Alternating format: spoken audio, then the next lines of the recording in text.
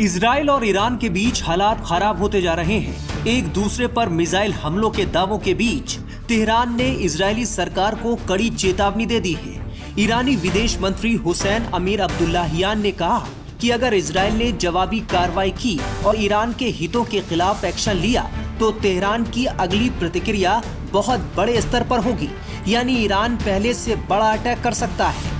उन्होंने कहा कि अगर इजराइल ने दुस्साहस किया और ईरान के हितों को नुकसान पहुंचाने का काम किया तो हम तुरंत एक्शन लेंगे।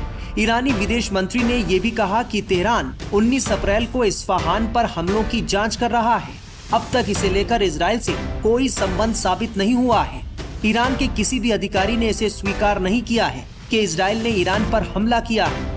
ईरान के सरकारी टेलीविजन के मुताबिक कई प्रांतों में आसमान में ड्रोन नजर आने की रिपोर्ट को लेकर वायु रक्षा प्रणाली ने गोलाबारी की। ईरान के सैन्य कमांडर जनरल अब्दुल रहीम मुसावी ने कहा कि सैनिकों ने आसमान में दिखे कई ड्रोनों को निशाना बनाया। मुसावी ने कहा कि इस्फहान के आसमान में सुबह हुआ विस्फोट संदिग्ध वस्तु पर हवाई रक्षा प्रणाली के हमलों से हुआ था, जिसमें कोई नुकसान नहीं हुआ है। ईरानी विदेश मंत्री ने ये साफ तौर पर कहा कि हमारी अगली प्रतिक्रिया तत्काल और अधिकतम स्तर पर होगी।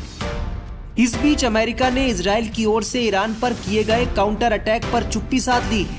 व्हाइट हाउस की प्रवक्ता कैरिन जीन पियरे ने 19 अप्रैल को एक प्रेस कॉन्फ्रेंस में कहा, मुझे पता है कि मिडिल ईस्ट की रिपोर्ट में सबकी बहुत रुचि है, लेकिन हमें कोई टिप्पणी नहीं करनी है। बाइडेन प्रशासन शुरू से ही स्पष्ट रहा है कि वो इस संघर्ष को बढ़ने नहीं देखना चाहते। हम क्षेत्र में तनाव को कम करने के लिए अपनी सहयोगियों के साथ परामर्श करना जारी रखेंगे। बता दें कि इससे पहले अमेरिका ने इजराइल को ईरान पर हमला नहीं करने की सलाह दी थी। अमेरिकी राष्ट्रपति जो बाइडेन ने बेंजामिन नेतन्याहू को साफ कहा था कि अगर इजराइल की ओर से ईरान पर जवाबी हमला होता है तो अमेरिका इसमें तेल अवीव की मदद नहीं करेगा। लेकिन अब इजराइल के काउंटर अटैक पर अमेरिका की चुप्पी को लेकर तो सवाल उठ ही रहे हैं।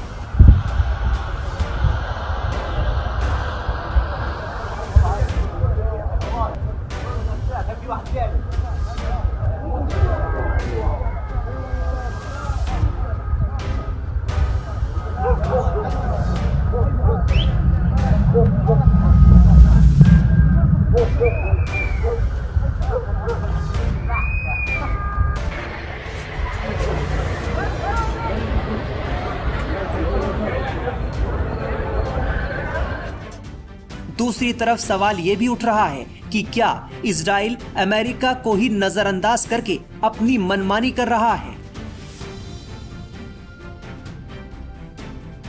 Times now of Bharat digital की रिपोर्ट।